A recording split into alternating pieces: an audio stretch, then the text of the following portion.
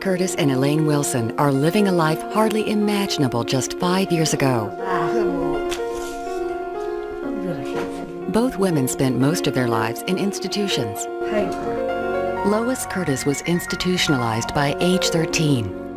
When she was 14, she was introduced to Jillian Grable, who at the time was with Project Rescue. I would take Lois and we'd just do something she wanted to do, and often that was either going out to eat or going shopping. And Lois was, and still is, a really good conversationalist and just enjoyed being outside. I mean, she enjoyed being out among people just like anybody else would.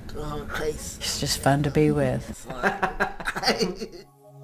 Large segregated facilities were not sensitive to Lois's need for contact with her family or her need to form friendships with peers.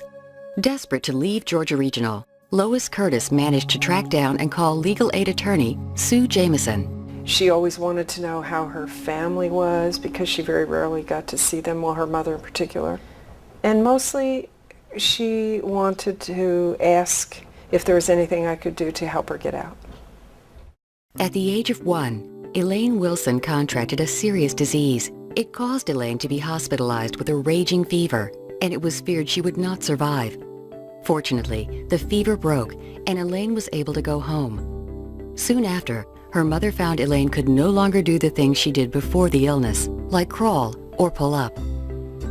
At age 15, Elaine was institutionalized. Her mother tried to do what she felt was best for Elaine at the time. When you have a child that has problems, it's hard not to accept what you're told is best for them, because you don't always know what's best, right? I struggled and tried to do things that I thought were best for Elaine. God knows there was a lot of them weren't best for Elaine, but I didn't know that at the time. Elaine was very lonely and depressed. Elaine's mother was desperate to help her daughter. She heard of Sue Jameson and placed a call to her on Elaine's behalf. Lois Curtis's phone calls to Sue Jameson, followed by contact by Elaine Wilson's mother, triggered the woman's lawsuit against the state of Georgia. The state had confined the women to an institution, despite their interest in living in the community. Advocates calculate that it costs less to care for an individual in a community-based setting while still providing necessary supports. In spite of that, Georgia authorities fought to keep people in institutions.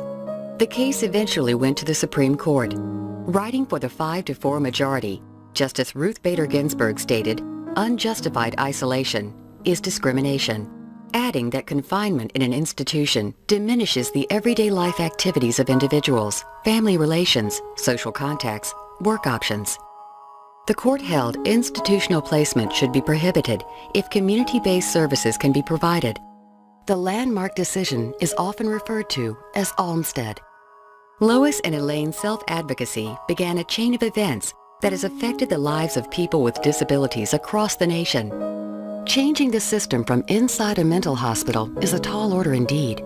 Acts of defiance and resistance by people with cognitive disabilities and mental illness are most often seen as behavioral problems and are therefore often restrained, medicated, or both. These two women took considerable risk and persisted until people heard their cries. They persisted until the system was at last ready to hear them. Today, Lois and Elaine have homes of their own, active lives in the community, and employment opportunities. They have dreams for their future. Well,